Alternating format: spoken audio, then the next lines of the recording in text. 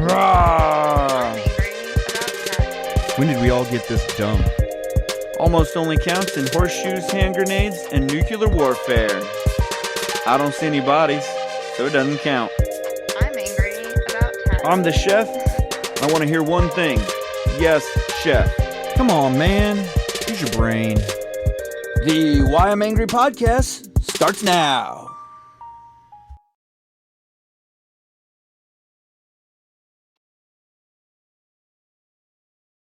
All right, it's the Why I'm Angry podcast. Working on getting a little message sent out to everybody. If you want to support us, click the link in the comments being sent out right now. Going to be about a half an hour tonight. And then if you guys want to get on and find the rest of it will be in our podcast. We podcast our distribution companies out of Spreaker. And, that will continue the podcast on. You'll get to listen to what I do here on the show. And then you'll also get to see or get to listen to the rest of the broadcast. So you'll get to hear the rest of what I have to say. Before I go any farther, this is Aaron. I'm the chef, and we're here in the Freestyle Man Cave studio, podcasting from the Freestyle Creative Group headquarters. Freestyle Creative Group is our production company. And then we also distribute through Spreaker. If you go on and you listen to your podcast through Spreaker, that gives us an extra boost. And there's also a support page for us if you want to help us out, $2 a month. And it gets you some archived podcasts, gets you some extra podcasts. And then also, this week, or next 2 weeks from now, I'll be doing live coverage of the election stuff and things like that. So you'll get that also. And then just everywhere else, just make sure that you're getting on our podcast and you're listening to it and taking care of things like that. And follow, like, and share. It's the free way to keep us in the algorithm interwebs and keep us anytime you see us on social media or whatever, or follow us, or just share it out if we have a funny comment or something like that. Or if you really hate us and you want all your friends to hate us, share it out. Get it out to everybody. Honestly, you wouldn't be the first ones and probably won't be the last to hate us, but we love you, and thanks for sharing out the hate. So get on, listen to this, and then we'll have the rest of it on the podcast, and you can listen to it there. And somehow I lost my. Oh, there we go. Lost my background here. But yeah. So 2 weeks till the election here. Thought I'd get on. I found a couple good cheat sheets, and I'll add those also to the comments so you can kind of follow along. It's a pretty decent website. It talks about kind of conservatism, where we're at, who we're fighting, and how we're. Oops, that was not the right. Yep, wrong website. For some reason, it brought up my support page. There we go. Copy. Gonna paste this in here. All right, pasting it in there. There we go. Sent out the message. Sent the message to the wrong place. Let me get on X here. Send out a paste. And then we're also going to so yeah, get on this this little cheat sheet I've got out there, and all of that'll help you kind of know what's going on, how's it going, all that kind of thing. and from there, so that you can be the most informed.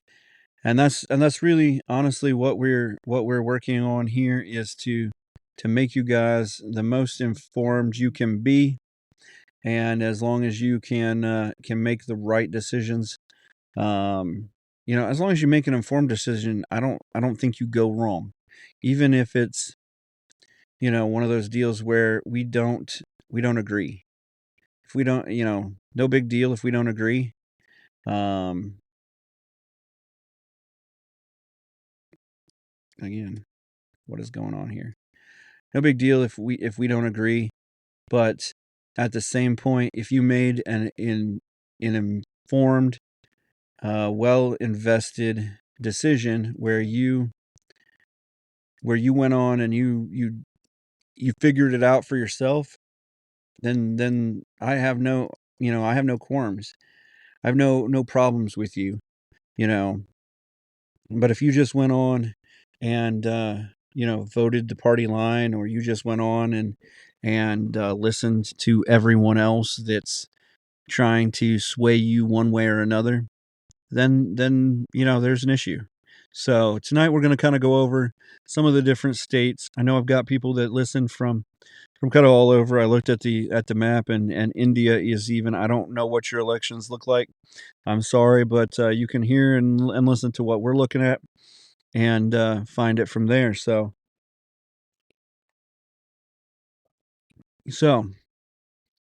51 elections, which is 50 states and the District of Columbia. I did see on the others that Puerto Rico has are asking the residents whether they would prefer statehood or independence, or the third path. I would figure that the third path is to stay not state, just a district, or a territory of the United States. Honestly, right now, other than not having a vote, they got a pretty good deal. I don't know the exact what's its and whose it's of their deal. I'd have to look it up, but they're getting covered under the United States for protection. They get some subsidies and stuff like that. When there's a natural disaster, we send aid and help, and send the National Guard and FEMA and all that good stuff to them. But they don't have to deal with all of the other stuff, statehood stuff. They can kind of run themselves the way they want to run themselves, as long as it follows under the Constitution. So I don't see, I don't see where I would want to be any more than that. But let me, yeah. So that's one interesting path. On the others, kind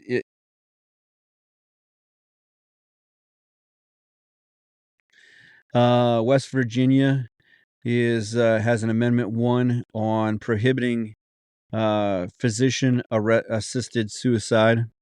So I kind of wonder, is that not been the case?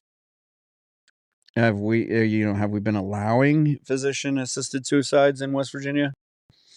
I know that was a big thing. Maybe 10, 15 years ago, there was a Dr. Kevorkian, who I think in the Ohio, Kentucky area was helping and doing assisted suicides for elderly people or people who were on, they were terminally ill. Ooh, that was tough to say for some reason. But I think that when they finally tamped down on the laws, and they finally arrested him and things, and just pushed on him, that kind of subsided. Missouri is legalizing sports betting. They have an amendment to do that. Maine is trying to green light a new flag, which is kind of cool. I guess, if you didn't like the original Maine flag. Colorado is trying to ban slaughterhouses in Denver and the manufacturing of and sale of fur products. They're going vegan, guys. Denver is going vegan.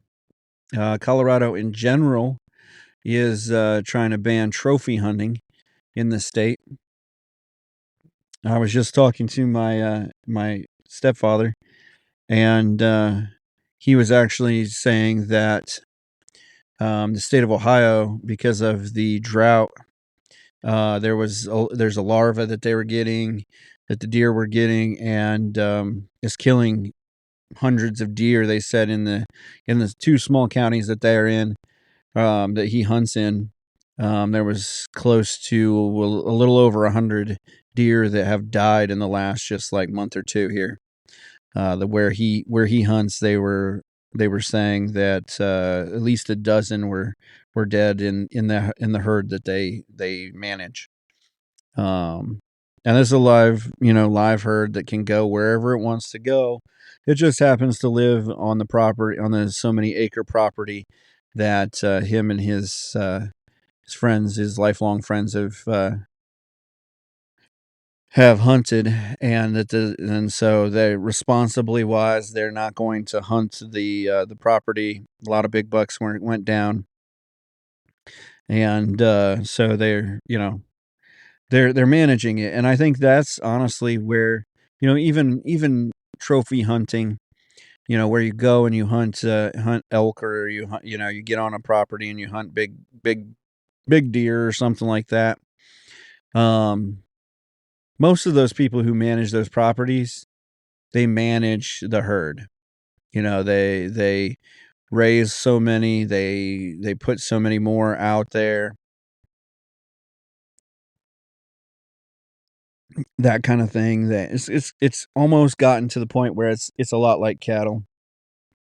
Um, they just go out there and hunt them. It's like workout cattle or something like that. You go out and you work out and you hunt them for sport. And not that I think that's the best way to do it. I mean, obviously, if I'm out there and I'm hunting for sport, I'm also hunting for food. And hopefully I get something, because I'm going to enjoy the hunt, and I'm also going to enjoy the food that I eat afterwards. So I think that's that's a better way to do it. But, I think also that, if you're managing it, it kind of doesn't matter as much, why you're hunting, because, you may be, if you're trophy hunting or you're hunting for sport, you may be helping thin the herd, or you may be, that kind of thing. So, California, and this is all the odd other topics, has a pretty complicated one. It restricts AIDS Healthcare Foundation and how they can spend its money, largely in a bid by the landlord lobby to kneecap an organization that's pushed for rent control and resisted some of the developmental projects. Basically, it sounds like that it is a retaliatory proposition for the AIDS Healthcare Foundation not allowing some developments to come through, land developments, and resisting rent control. I don't know why they would, but maybe it's because that their population, their people, they're lobbying for the people that use it. So, you never know where it's going to come from, but you do know that it's going to be shady dealings. So, so to get into the real meat and potatoes, the Senate, Democrats are likely to hold. It says Democrats are likely to hold 42 seats, and the GOP seems like it's going to hold 46 seats. If you think about that, that's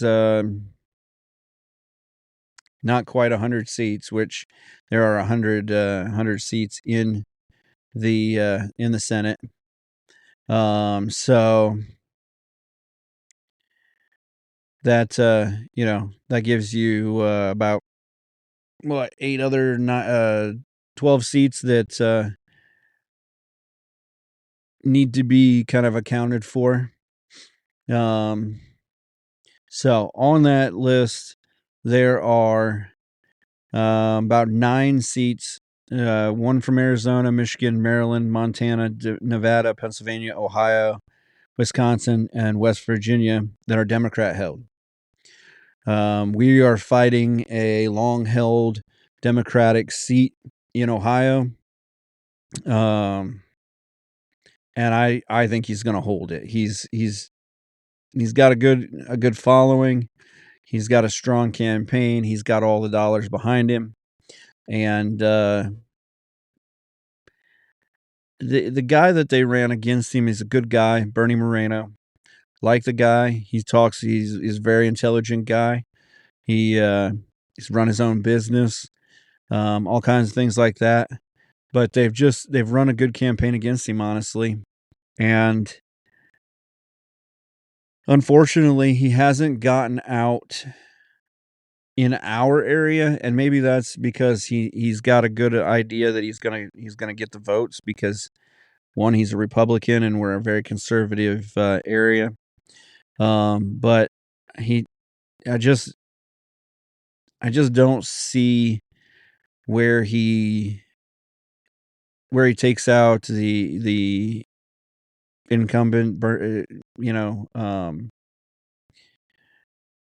and where he just beats Sherrod Brown. I just don't see where he gets the vote, the population vote, in the major populations. Sherrod Brown's been here almost 50 years, and it's time for him to go, really. But I don't think they're going to beat him. I just don't. Not because he's so great, but because I don't think Bernie Moreno was a strong enough candidate. They needed that, almost Dr. Oz style candidate, that somebody that had some oomph or following to them before, they went into the primary. And they had one guy that, could have probably, had that backing. He just didn't get the backing in the primary, and I don't know. Maybe didn't run very well. I didn't follow the primary enough, I guess, to know exactly. I mean, we talked to some guys on the ground and stuff, and they liked this. They like Bernie Moreno, so maybe he's got the money because he uses his own money in the campaign. That's one thing I think that the Republicans need to do better, is that on these kind of campaigns where it's tight, or where we could get a big upset, they don't throw tons of money at it, and I don't know why they let the Democrats throw tons of money at it, but and then they don't do it. But yeah, so those are kind of the 9 big holdovers that we could win, and would basically, it's a 2-for-1 deal. You switch out one, you get 2 spots.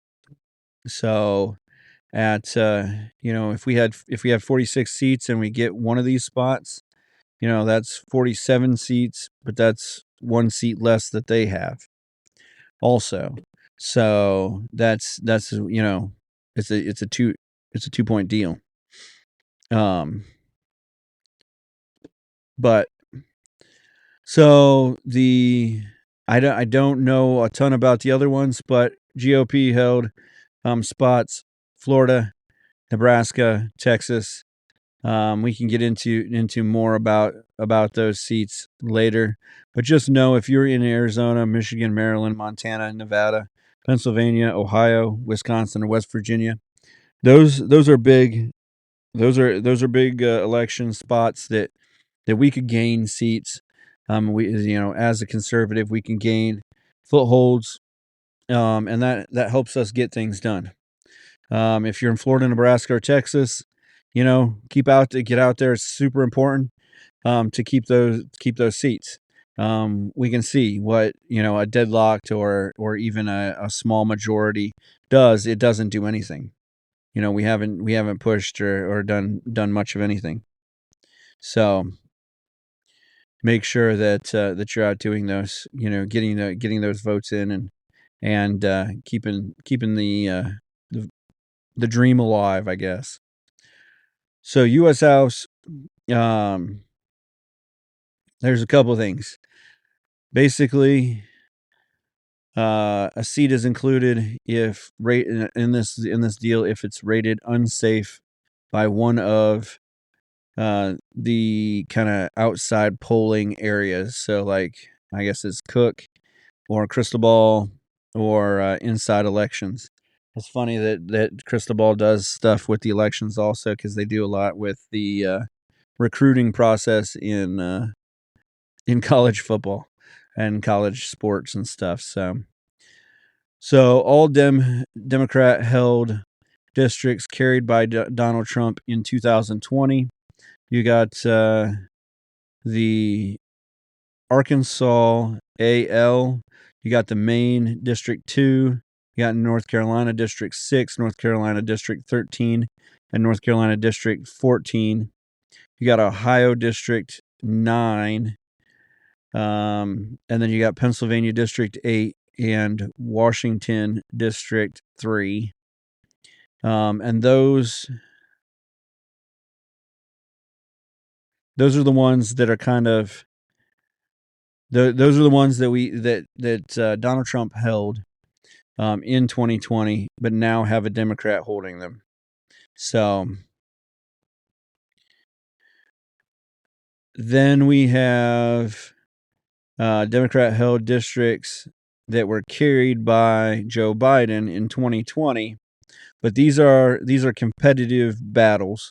So we've got the California District 9, California 47, California 49, Colorado 8, Connecticut 05, Florida 9, Illinois 17, Indiana 1, Kansas 3, Maryland 6, Michigan 3, Michigan 7, Michigan 8.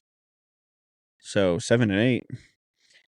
Minnesota 2, Nevada 1, Nevada 3, Nevada 4, New Hampshire 1, 2, New Mexico 2, North Carolina 1, New York. So a lot of seats. The Ohio 3 or Ohio 1 and 13. Couple others. New York 3 and 18. Oregon 4 and 6. Might as well just finish it out. Pennsylvania 7 and 17. Texas 28 and 32, and the Washington 8. These are all seats that are competitive. So they were held by Joe Biden in 2020, but now they're competitive. There's an actual election going, and they're actually, they're actually close races, or they're at least competitive races. Whether it looks like they're going to lose or they're going to win, who's going to win, those are it. And then we've got all GOP held districts carried by Joe Biden. So there's another, about 15 or so more. And then competitive GOP held districts carried by Trump. And there's another about 12 or 15 that are up for grabs. Nothing in Ohio that were held by Trump that are up for grabs. Nothing in Ohio that was up for grabs by Joe Biden. So congressional wise, that's kind of your congressional rundown. If you have a congressional race going on, and you're which you should have at least one person that's running, then make sure that who you're voting for, and that. So right now The race for 270 for the president, it looks like Harris is likely to win 225 electoral votes, and Trump is looking at about 219 is what they're polling right now. And that's before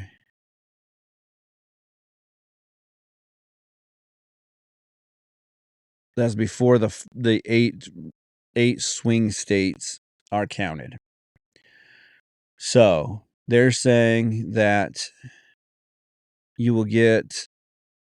They're saying that most likely Harris gets Michigan, Pennsylvania, Wisconsin, which is another 44 votes.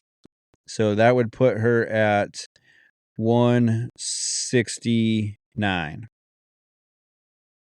or 269. And then they're saying that Arizona, Georgia, Nevada, North Carolina, probably Trump. But with that would be then 30, 47 more votes. So 47 more votes would give him 166 or 266. And that would so right now they're basically saying that they're dead even. Nebraska's 2nd district could give Kamala Harris 1 vote, which would give her the 270. But so they're I mean it's that tight. This is if you haven't voted, if you haven't gone out and voted before, this is the election to go out and vote. Every vote is the most important election that we've ever been through. So every vote, every election cycle is for our future. So every election cycle. So it's silly to say this is the most important vote we've ever had. Well, obviously, because we're putting the leader of the free world into a seat for 4 more years, 4 years into the future. Which if they were to get elected twice, is a generation. 8 years, would be, they would basically see the end out of a generation and see the coming of a new generation. So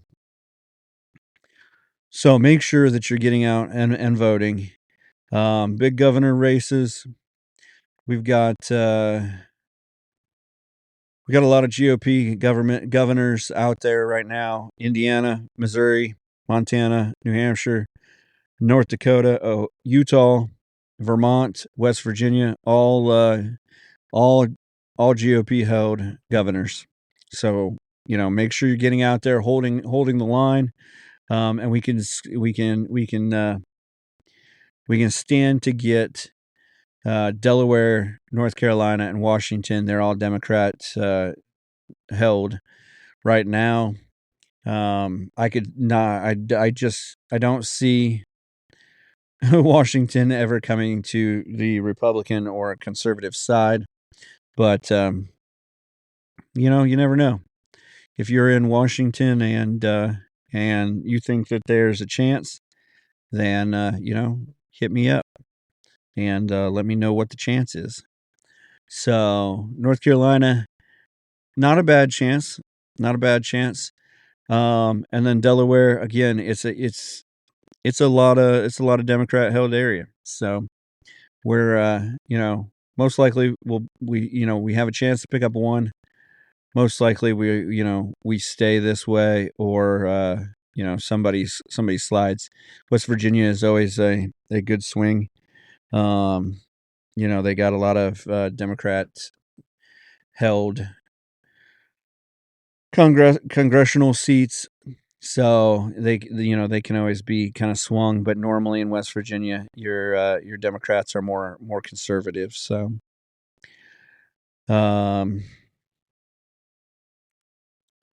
so there's some big seats that could flip.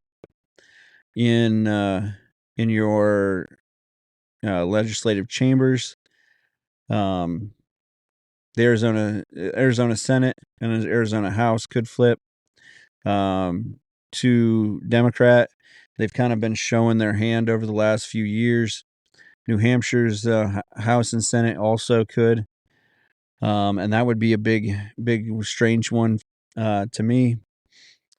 Pennsylvania Senate, Wisconsin House and Senate, those all kind of came over with with Trump, as he took some of these states that you wouldn't have thought. There was a good run for them, and they're kind of sliding back to old ways.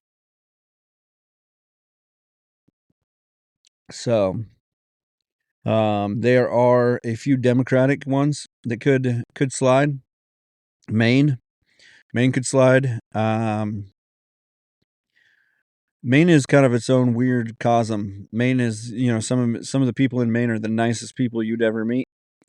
And then, but for some reason, when they vote old school Democrat.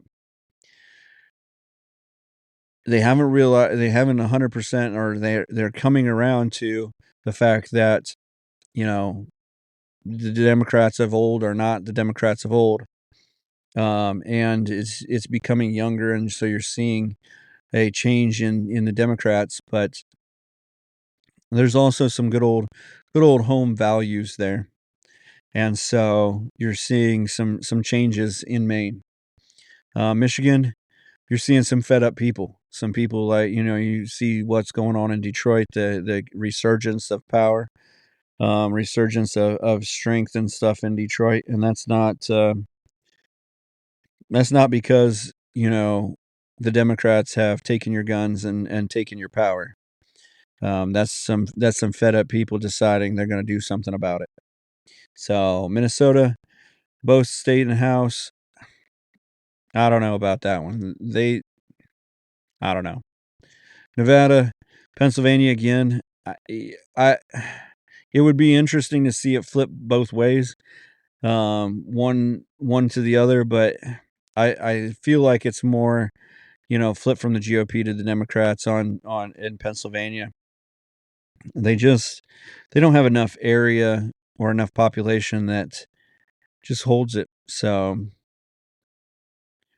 there are a couple Democrat supermajorities that they could get. California, they could win a supermajority there. Delaware, Nevada, Vermont, all really super liberal states. GOP supermajorities could come into play in Kansas, Montana, Nebraska, and North Carolina. And for Kansas, Montana, and North Carolina, it could be in both House and Senate. Nebraska, just the Senate. So,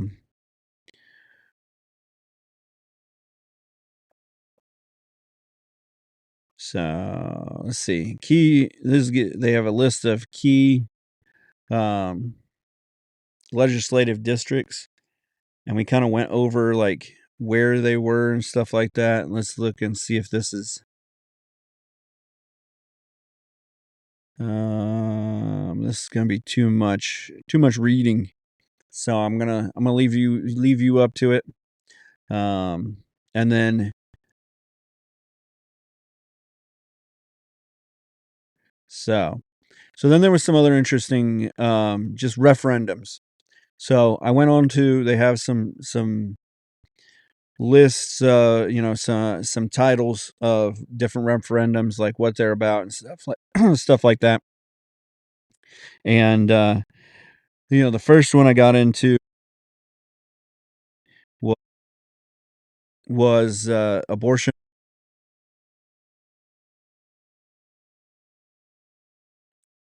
And if you've been around a while, you understand, where we're at on it. But it was interesting to see what states were doing what. Arizona is establishing a right to abortion access, Prop 139, if you're there.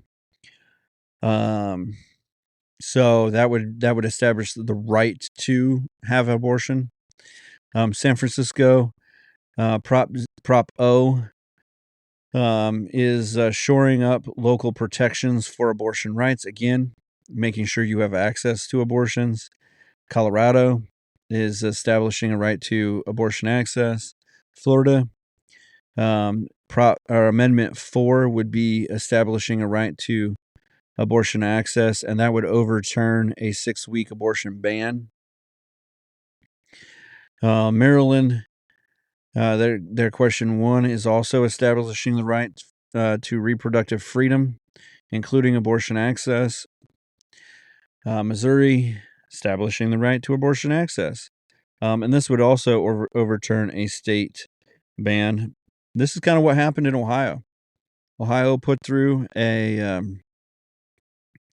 think it was a 6 or 8 week ban or deal on abortions. And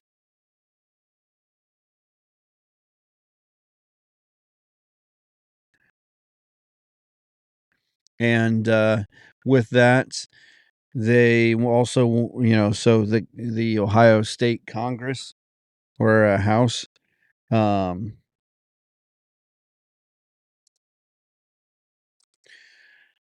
wanted to make it harder for them to do it. They put forth an amendment to make it a supermajority. That failed. They won with about 56%, so that supermajority bill would have covered it. But that's what's happening right now, is that they're now establishing a right to abortion. And although we don't believe in it or anything like that, it was sent from the federal government, which we believe the closer it gets to you, the better chance you have of really making sure that this thing gets decided in your way, in the way that you feel is the most. So so that's just part of it. And so it looks like as you go down through, most of it's about abortion access, established rights to abortion in Nebraska, Nevada, New York, protecting people from discrimination on a number of grounds, including ethnicity, sexual orientation, and reproductive health. So if you've now had a reproductive health, how do you know somebody's reproductive? How can you, anyhow? South Dakota, again, establishing abortion access. And the only one that I saw was Texas. Amarillo, Texas is trying to ban people from traveling out of state for abortion. So I think that honestly, I don't know that I'm for the the travel of abortion and stuff, like you can't travel to get an abortion, blah blah blah. But I do think that again, as you kind of go through these things, that you decide it here, and then you let people do. People are going to do what they're going to do. Kind of like we sign all these gun control bills, and still the bad guys get guns somehow because they're But anyhow, so well, if you're watching us live, or you're watching this in the past, afterwards on one of our sites, Rumble, YouTube, Facebook, Twitch, any of those places, I appreciate you guys checking us out. And this is it. Go find the rest of the podcast at our pages, at our podcasting sites, and you can hear the rest of it live, or hear the rest of it on our podcast starting tomorrow morning at 5 a.m. Friday mornings at 5 a.m. is when we shoot our podcast out.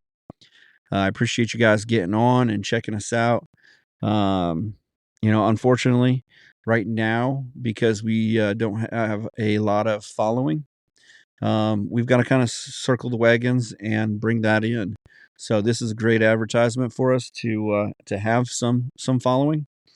But then we need to shoot you guys to the places where we get some advertising dollars. Unfortunately, like I said before, I can't do this all on my own. And right now, with me just being here in the studio, and my money is what's funneling through to keep us going. That's what we just got to do, is get you guys getting more information and more from us on the places where we can control it. So come get our podcast. It's going to be a full podcast with everything going on, and we love you guys, and we'll kick you guys out and come back. We'll see you on Friday.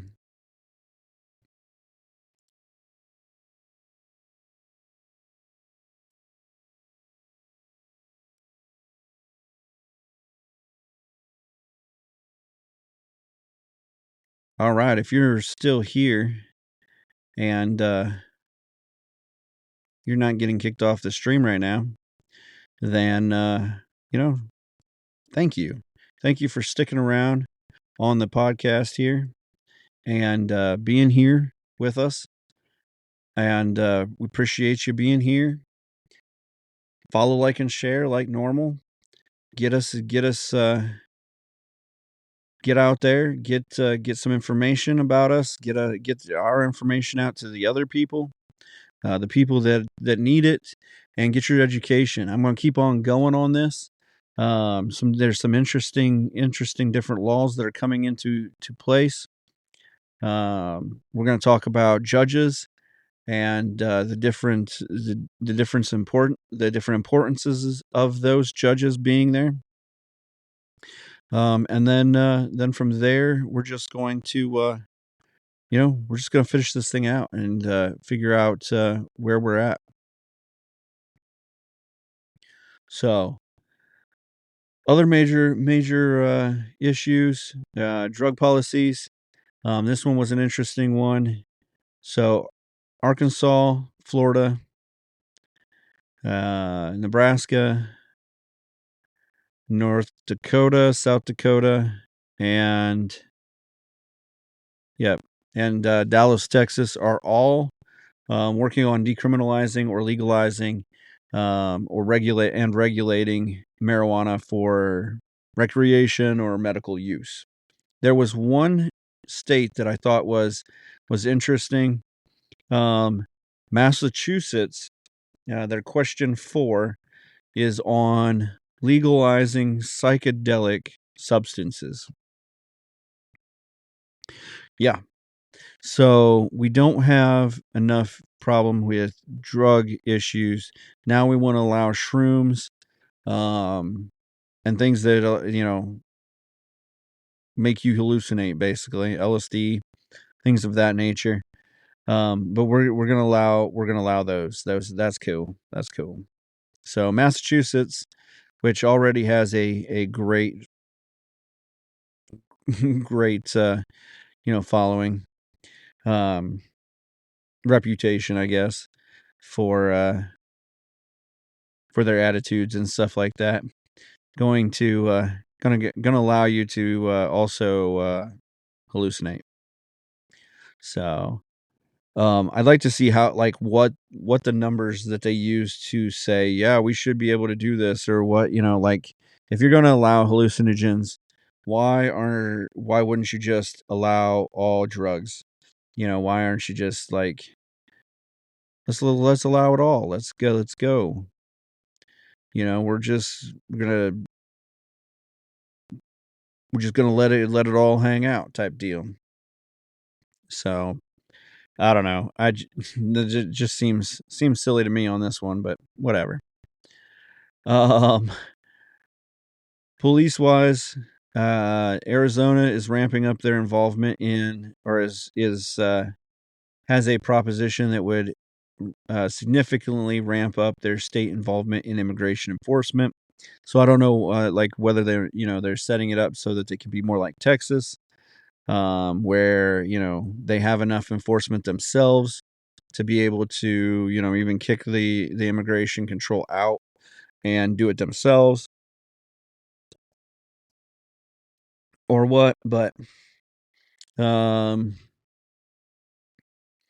they also have a proposition that's going to take criminal convictions and the fees and stuff from that. They're going to add a new fee even, and that'll establish a first responder death benefit. And then they have 3. So basically, they're going to also threaten localities that don't enforce homelessness bans with the loss of property tax revenue. So cleaning things up in Arizona. They're going to in California. They're working on removing the slavery clause from the state constitution, and ending forced prison labor. So if you're in prison in California, real soon you can be like anybody else in California and just sit on the couch. I'm sure there's a lot of hardworking people in California, but it does seem like there's a lot of just craziness out there, laziness, craziness, drugs, and whatever. But they are ending the forced prison labor, which I guess forced prison labor. I mean, you're there to do something. You're in trouble. You're in prison, and there's an issue. There's something that you've done. You're there for a punitive damage type thing, like give back. Um, I mean, they don't have to have them pounding rocks or whatever, but you have to do your shift. You have to make your money so that you can stay there. Um, so that just there seems like there should be, and we've talked about this before with incarcerated times and stuff like that. Is there should be something that helps you realize that you're incarcerated, or there should be something that helps you rehabilitate and learn that you whatever you've done is not right, and that you can do something else that is better, that it is better for you. So when it comes down to it, I don't know that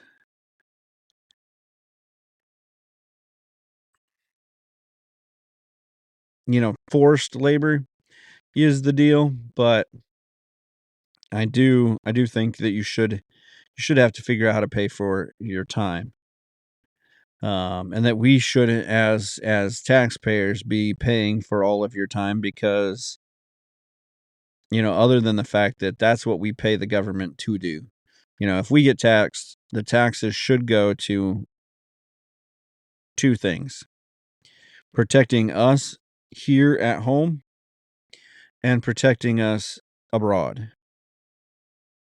Otherwise, the federal government, shouldn't be doing a whole lot more than that.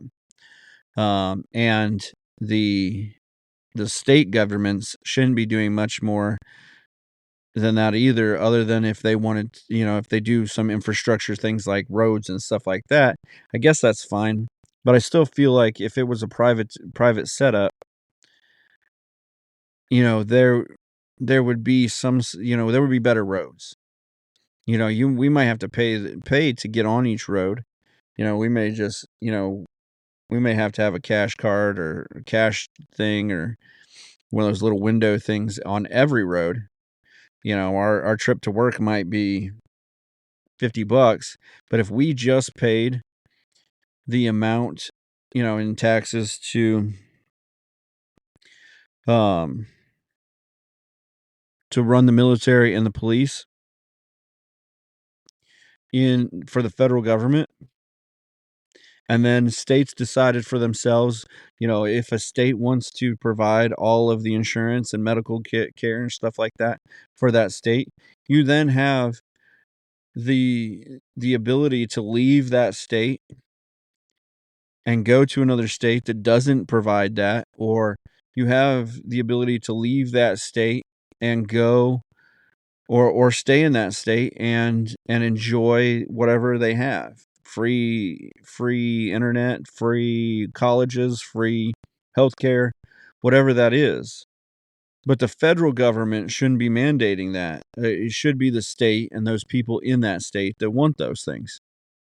And so that's what that's honestly where we should be in the United States. Is it should be United States. States that are held together that do different things. For each state to have the exact same economy, exact same that isn't what the founding fathers wanted. They wanted to still be able to follow their religion the way they wanted to in their state. You can do in your state what you want to do, but in our state, we're going to follow our religion. We're going to follow our economy.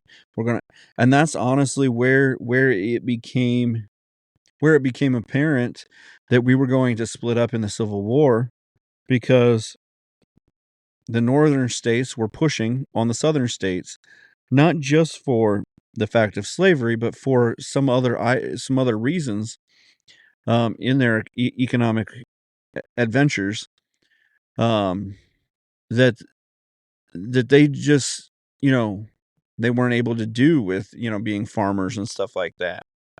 They weren't able to. They also didn't have the population to get as represented in the government and things, and so there were more representation in New York and some of those areas that were higher population.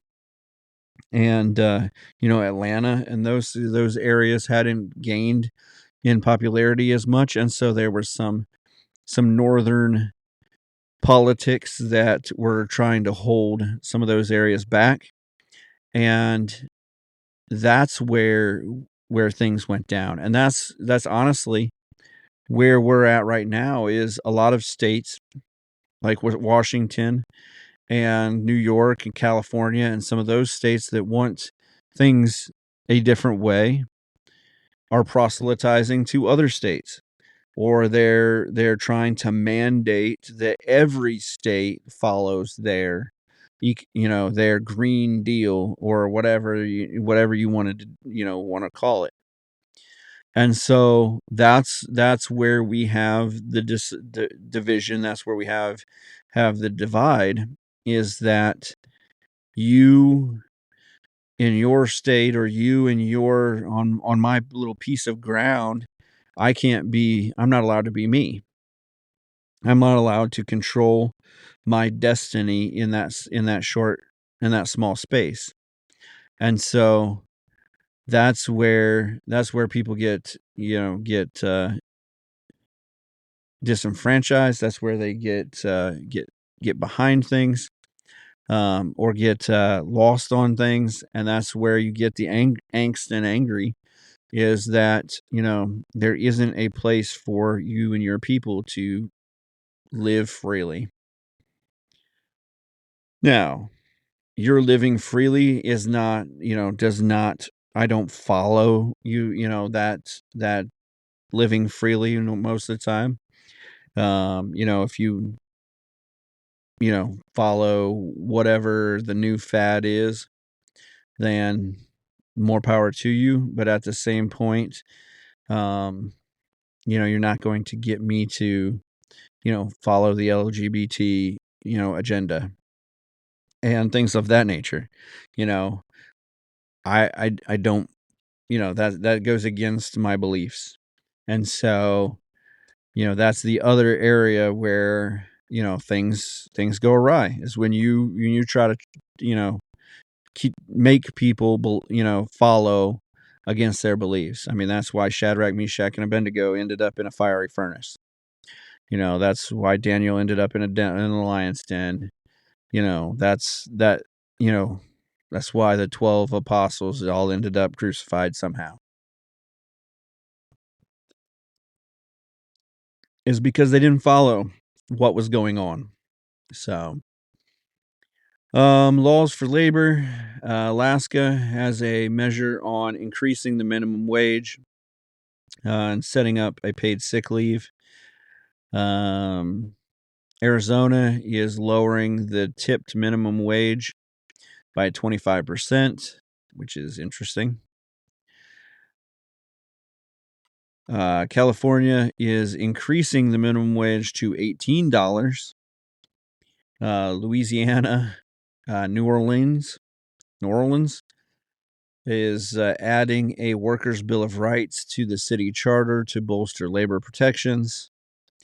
Massachusetts is allowing rideshare drivers to unionize, which is, I think, kind of against the whole rideshare thing, because we were fighting against, as rideshare drivers and that, fighting against the cab unions and all of that good stuff. They're also going to increase the tipped minimum wage. I think right now in Ohio it's like 3 something. Missouri is increasing the minimum wage to $15. And then also mandating paid sick leave. As Proposition A, Nebraska Amendment 436 is requiring businesses to offer paid sick leave to their employees.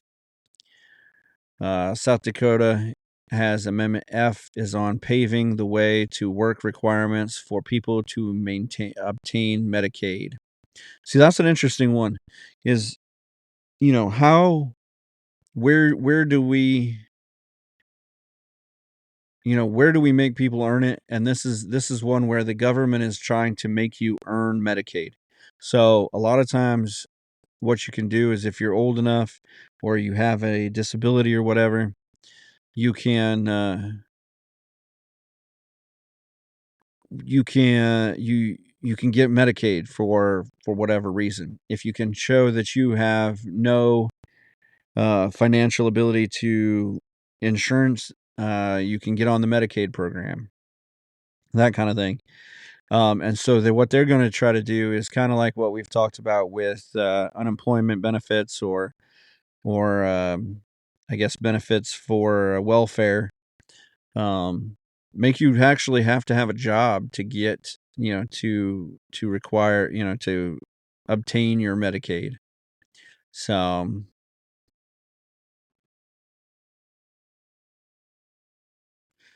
you have that kind of thing.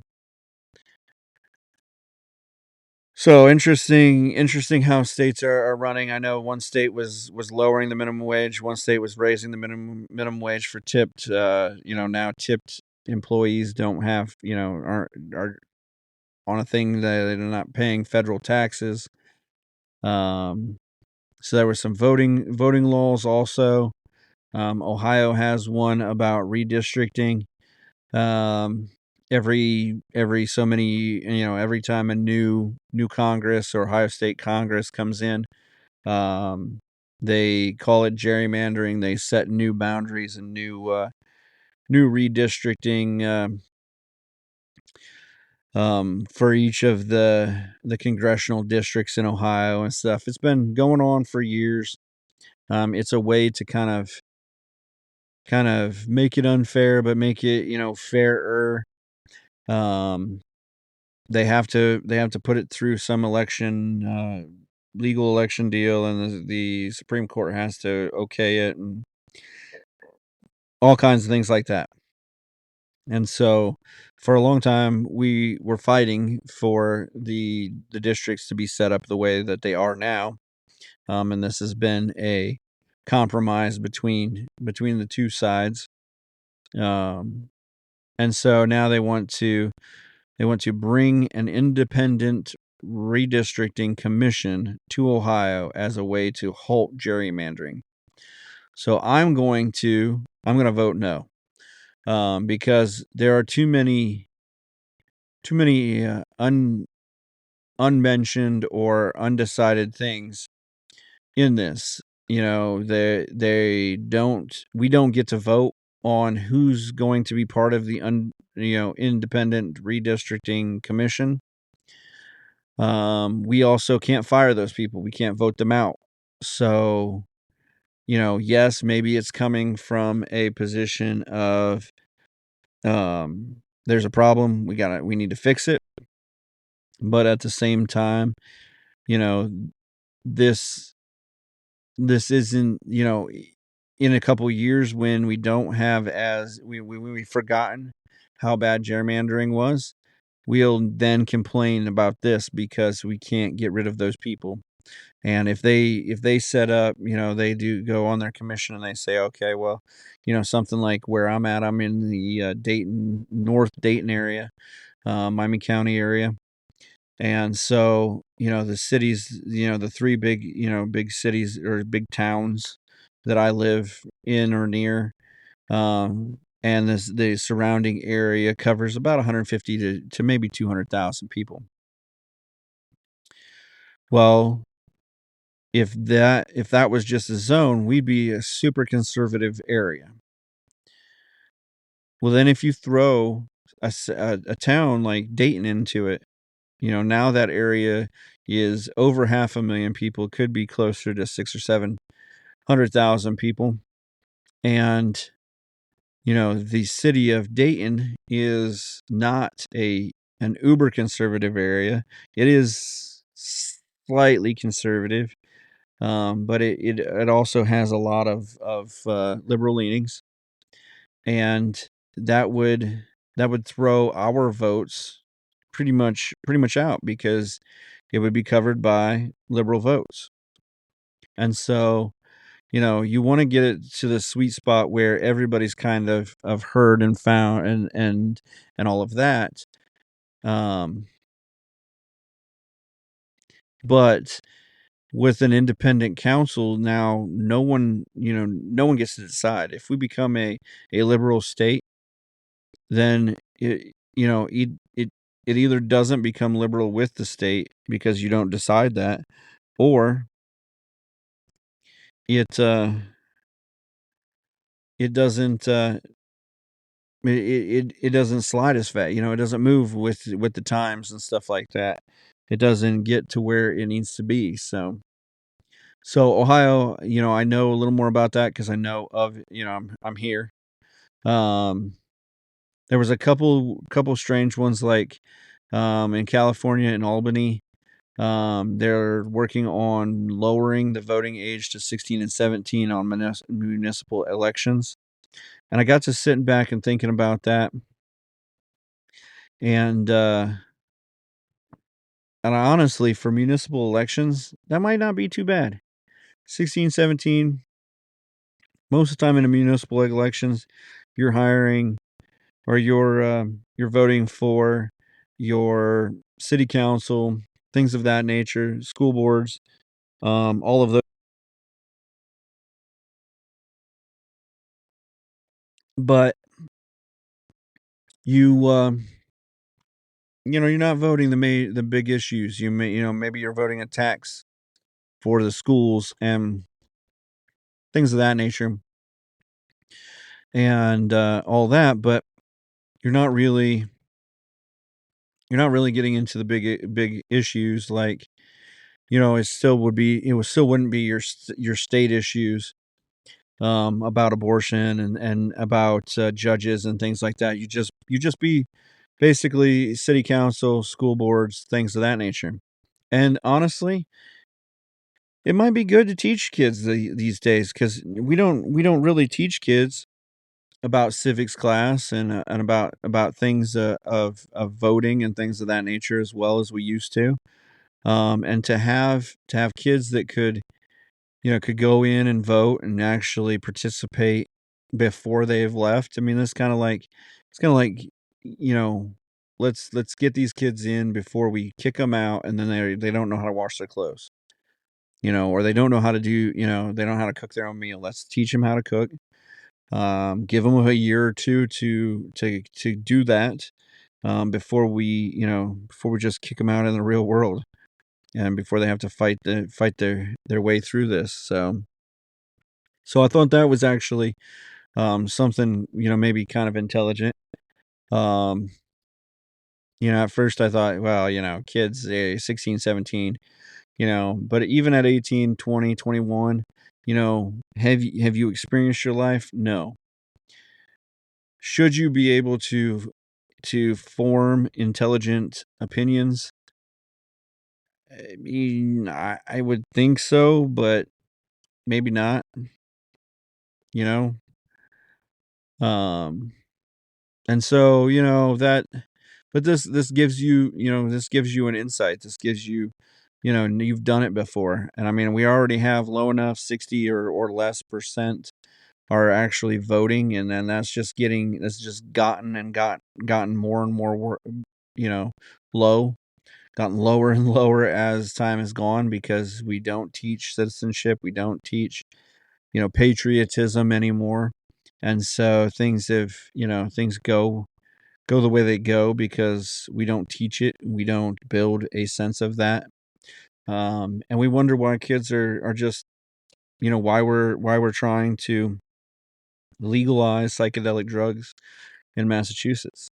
So, Measure Double D in Santa Ana is allowing non-citizen residents to vote in municipal elections.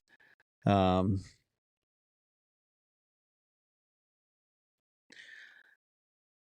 I don't understand why these people, it's not. it- These people are here illegally. They're not citizens.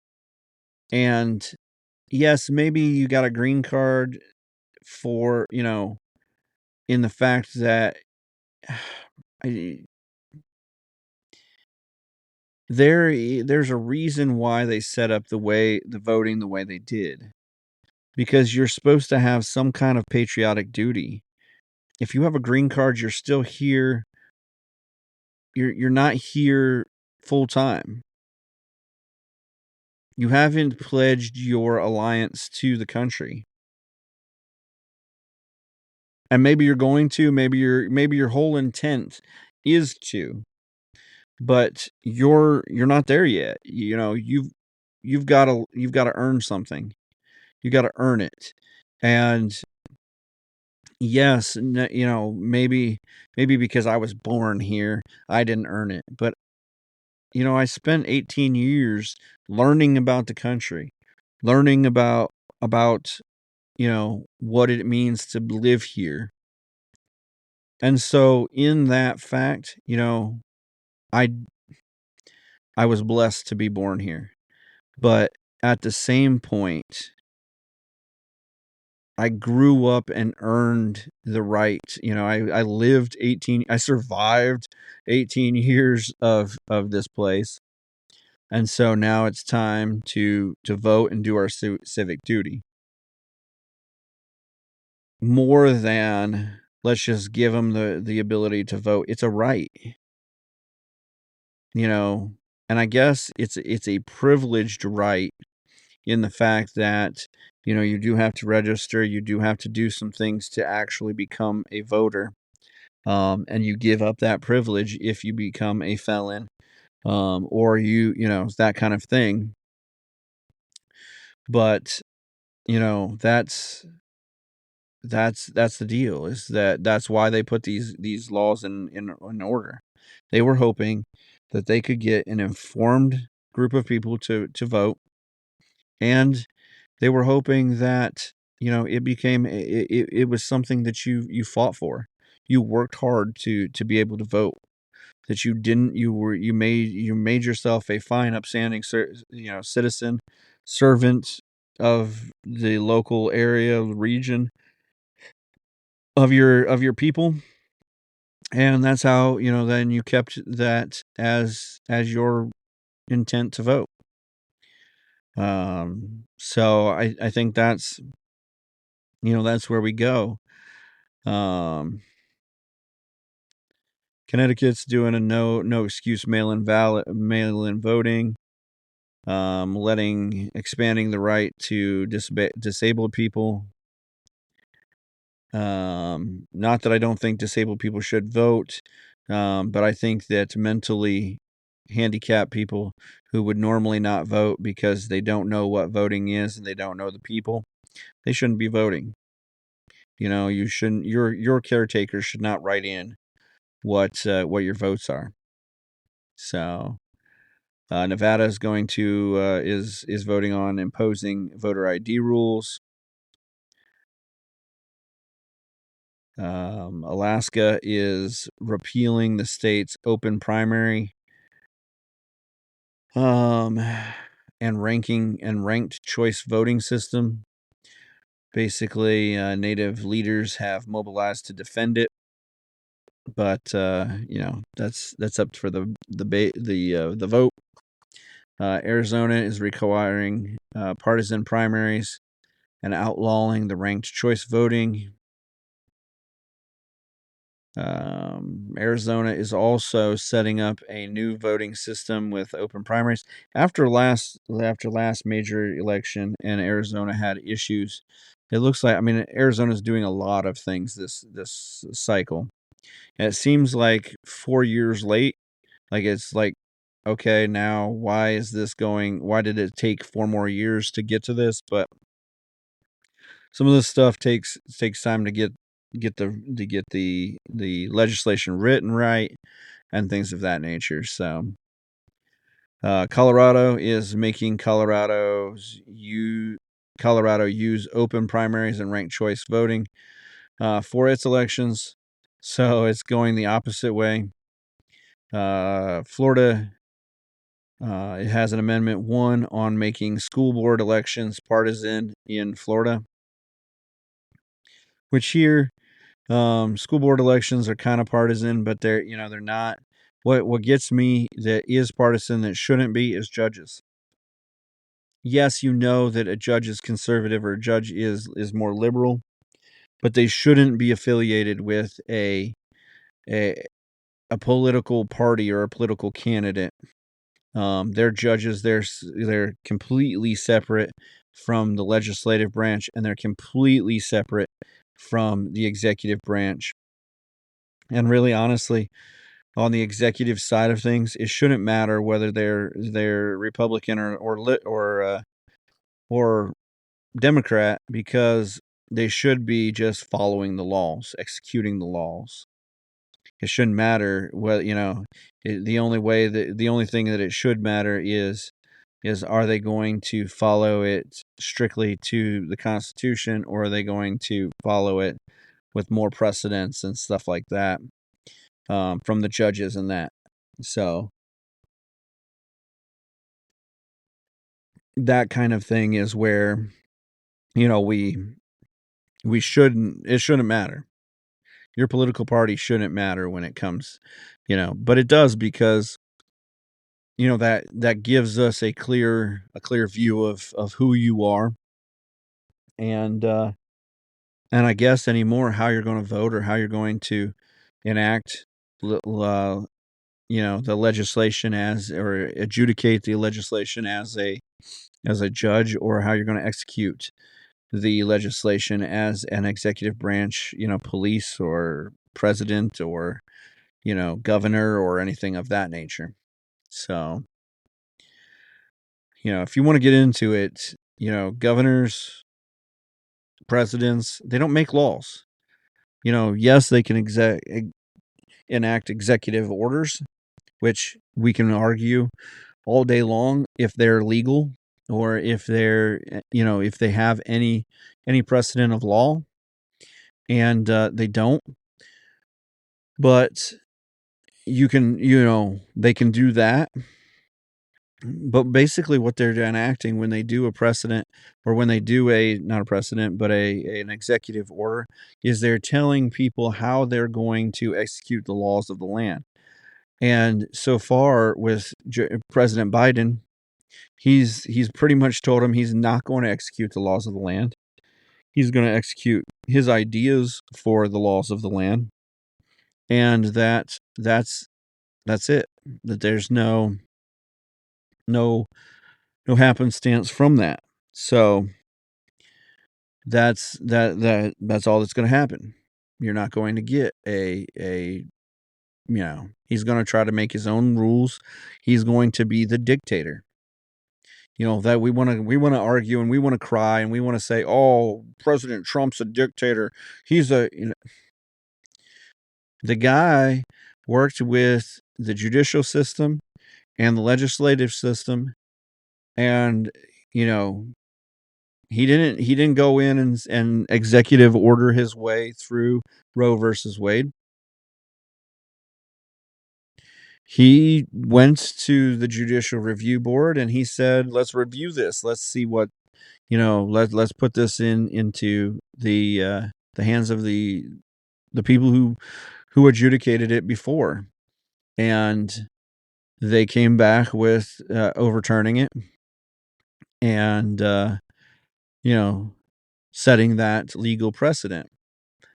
Nothing that Trump did as a personal himself, but as a fact of the people called for, his constituents called for him to do something on the abortion rights. And he decided how, he went through the legal channels the way that they're supposed to be set up. And he took care of things legally through the actual right of law. Biden's been trying to cancel debts that are legal debts for years by just saying, "Wooga wooga woo, they're gone." That's not how it works. He's not a legislator. He's not making a law. He's just saying, he's like waving his magic wand and saying, "Abracadabra, they're gone." And it doesn't work that way. So, but anyhow, Oregon is making Oregon run its federal and state elections. They're voting on using ranked choice voting. Amendment H in South Dakota replaces partisan primaries with an all-party primary. And really, honestly, anymore, because the Democratic primary just goes the way that the Democratic primary goes, and it doesn't really matter what the Democratic primary actually figures out because they're going to decide however they want anyhow. Ask Bernie Sanders or ask anybody who voted in a primary this year that it didn't really matter, because they then decided that Harris was going to be the nominee, and you had no choice. You want to talk about dictatorship? You had no choice. You didn't have a choice this time on who was going to be your presidential nominee, who was going to represent you guys for president. And you can thank the super democratic Democrats that care about your voting rights 100%, because they just want to see what you want done. They don't care one rat's tushy about it. They want to see what they want done, and that's why they did. The fix was in from the beginning. Biden was going to run up until about 3-4 months before the election. The August debate, you knew he was going to crack and burn and blow up and smash, and that was going to be bigger explosion than the Hindenburg. Go back to your history, look at the Hindenburg. But in that, you knew that the fix was in. Once he went through that primary, once he went through that debate, he was going to be ripped to shreds, and Van Jones going to get on there because he hadn't been around and out on the TV as much lately. He's going to go, "I can't believe it. I can't believe it. He's so far gone. It's sad. This is not the Biden that I knew 44 years ago." Yeah. If you've been paying attention, if you've had eyeballs over the last 3.5 years, you've realized that even when he was running for president last time, that they put him in a basement. They locked him up so that he didn't, so he didn't make any dumb comments. And Obama went out there and campaigned his rear off so that Biden could become president. This time, ChatGPT did a great job.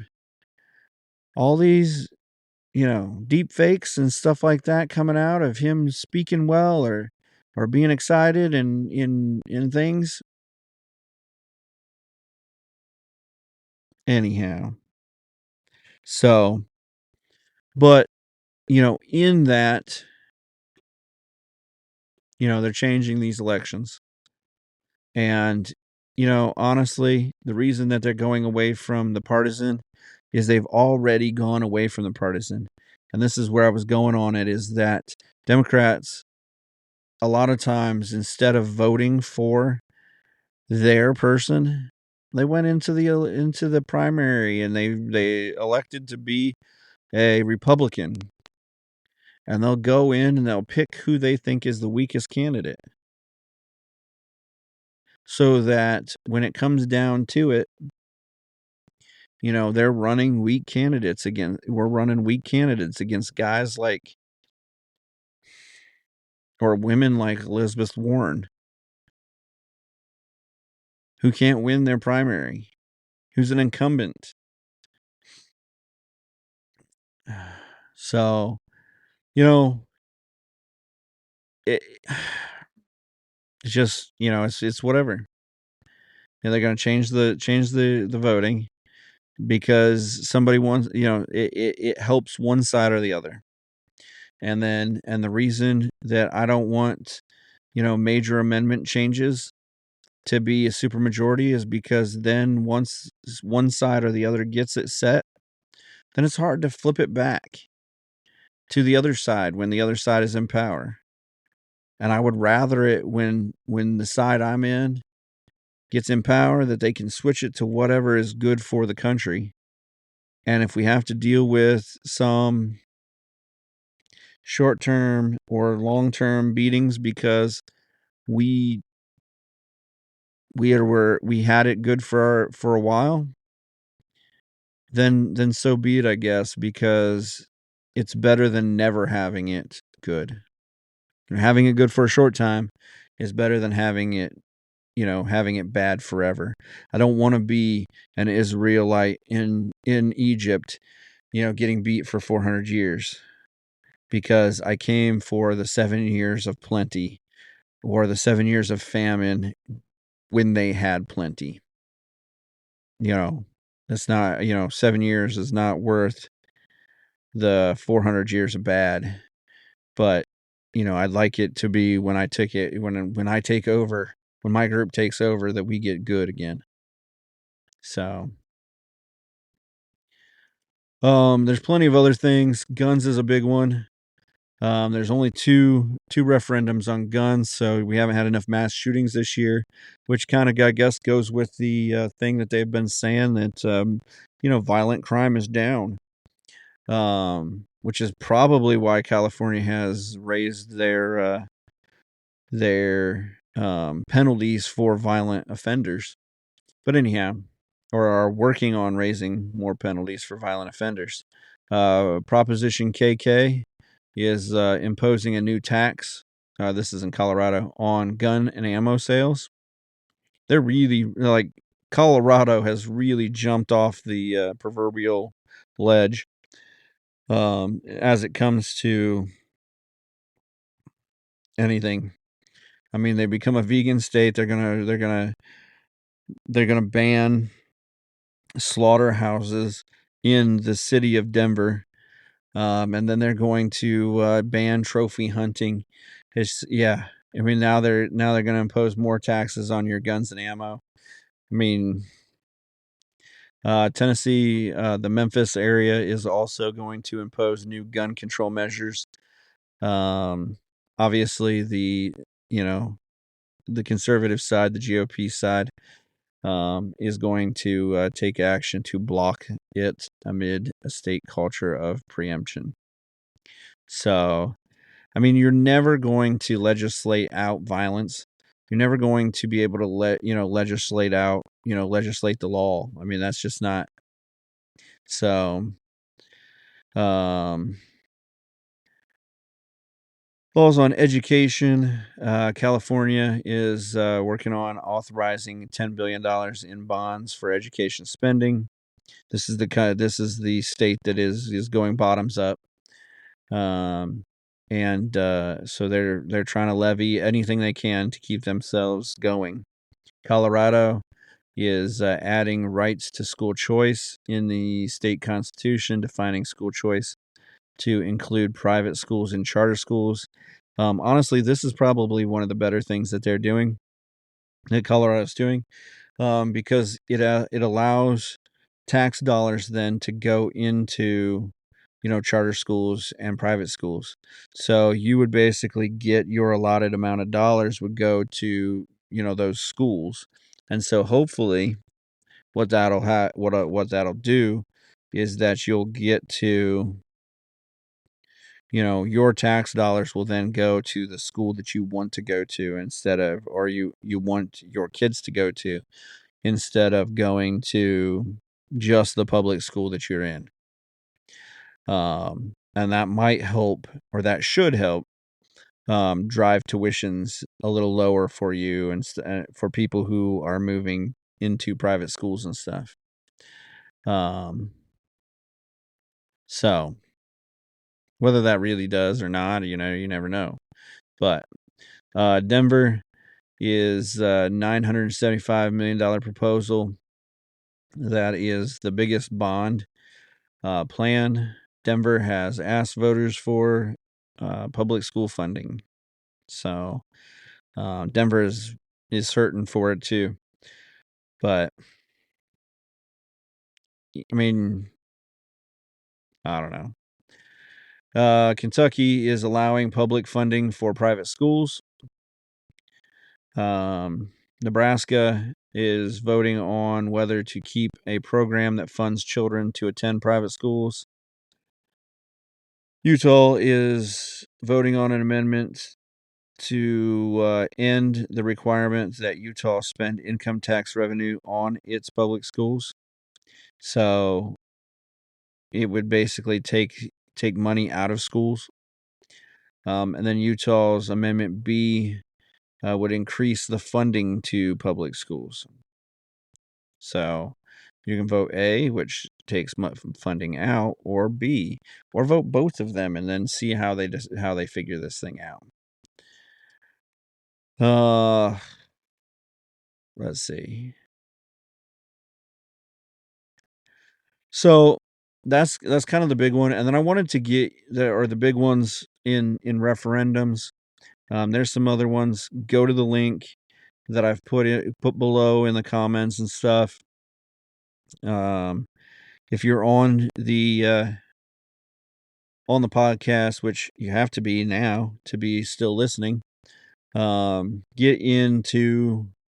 to our Facebook page at Why I'm Angry Podcast, or any of our other pages, and you'll see in the comments.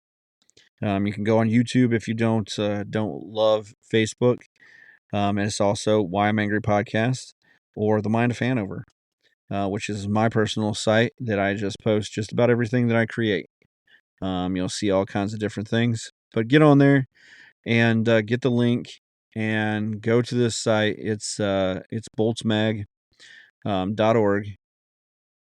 And they just talk about some of even the local offices, sheriff's office for different counties in Arizona, Florida, prosecutors, election administrators, local judges, school boards, all kinds of stuff like that. Get on there, check it out. And then what I wanted to look at is the state Supreme Courts. So in Ohio has, and I'm just going to pick them out, has an interesting setup, or an interesting dilemma this year. Right now it's a 4-3 majority Republican court. And right now there are 3 seats open. One GOP seat, conservative, that is leaving. He's retired, and then there are 2 Democrat seats held, and they are they're going for that seat. So this could very easily flip to a 4-3. It could flip to a 5-2. In recent years, you would think that it would go to it'd stay at least a 4-3, if not go to 5-2. But over the last few years here, we've seen shifts. We've seen more liberal leaders in the state of Ohio, and so this could very well flip. The biggest reason that they're worried about it flipping is that the open seat is a GOP seat, is a Republican seat, and that person has left, and the person that has come into his spot is even more conservative, and has done a good job, but now that person has to try to keep that seat. So, in Texas, there are 6 seats across 2 high courts. So they're fighting right now. They're fighting for abortion rights in Texas. So they have the abortion rights groups have targeted 3 of the GOP incumbents on the Supreme Court, and at least in your state Supreme Court. And this isn't a reason not to go out, but it's not a lifetime seat. But so you need to get on here. You need to see what's going on in your election, and then you need to figure out whether you're in one of those districts where you're voting for a Supreme Court judge or appellate judge. These things can be super important. You get super liberal judges, and you get into the appellate system where your super liberal judge decides that he's not going to adjudicate drug offenders anymore, or people who are nonviolent, or he's going to be softer on first-time violent offenders or something like that. And you're going to see a lot more of these people out on the street reoffending, doing that because they didn't do time, or they're not out of society. And we can argue whether they're rehabilitated or not, but we also can say that they're not doing they're not fulfilling their duty to society. There's no recompense for doing something bad, and that shows that the people who are out there that are also doing other things that are not legal, or that are doing bad things, that no matter what they do, they're not going to get in trouble for it. They can continue to do these things. So, we just got to watch those things. This whole, oh, well, it just matters. No, if you get in an accident, you fall asleep, that's on you. That's your responsibility. And so then, they can pretty much charge you with, vehicular manslaughter, vehicular homicide. If you had any kind of drug in your system or anything like that, then come down on you. And, that's that. So make sure that you're getting on here, getting on this deal, checking it out. Get to our social medias. Find this link. It's boltsmag.org. And then they have your cheat sheet on November 5th. I'll probably go over some more of these things next week. We'll do some election voting poll information, and some of that stuff. But we just we want to get on here, want to give you the information, and get you there. So get in there, get educated. Couple things news wise that were interesting to me. Ohtani's baseball that he hit his 50th home run sold for $4.4 million already. This isn't that he hit, he didn't hit the record. He didn't hit a record whatever. This is just he hit 50 home runs. He matched Babe Ruth's 50 home runs. He's a historic player, but I think he's marred in a scandal like betting. I think he'll go down. He may go down for betting eventually. As much as you want to be like Pete Rose should be in, can't bet on your own sport. Can't bet on your own games. And, so in strange coincidental news, also Fernando Valenzuela died. Dodgers pitching legend dies at 63. So you've got a new pitching legend that is, working to try to win a World Series, and the old pitching legend that dies. So, lots going on with Israel, and that type deal. A lot of people trying to condemn them right now. Boeing is still in a strike. They can't figure out. They can't come to terms with each other. Their people want more money, and they are, they're hemorrhaging money right now because they can't. They can't continue. They can't prove that they have the quality control under wraps. I mean, lost $8 billion, but when you have multiple planes in a very short time doing the same thing, I mean, you become the joke. It's like a couple other airlines that have built up to decent sizes, and then a plane crash kills the whole company. Which, if it's your fault or whatever, then then it should. But that's your responsibility. But so.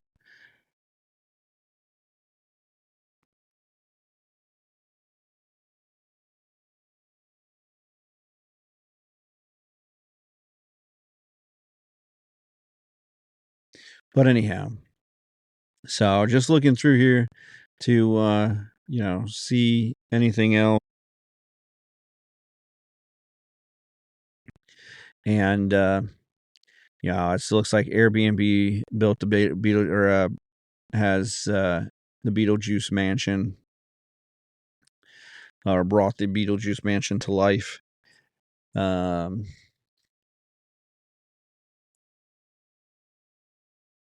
And that's pretty much, Hong Kong discovers its first dinosaur fossil. Halloween is next week, so probably won't be on Thursday. I'll probably figure out a way to get a podcast done though, so that it's ready for you guys on Friday. Remember, Friday mornings, 5 a.m. Get you ready for your weekend. Something to listen to on Saturday before the college football gets up. As you're out in your garage doing whatever you're doing, get on, start listening, get your fix, get your angry, and then take it out on your college football team as you yell at them on the field for not throwing to the tight ends. That's what gets me all the time. Throw to the big tight end. You got a 655-foot tall tight end.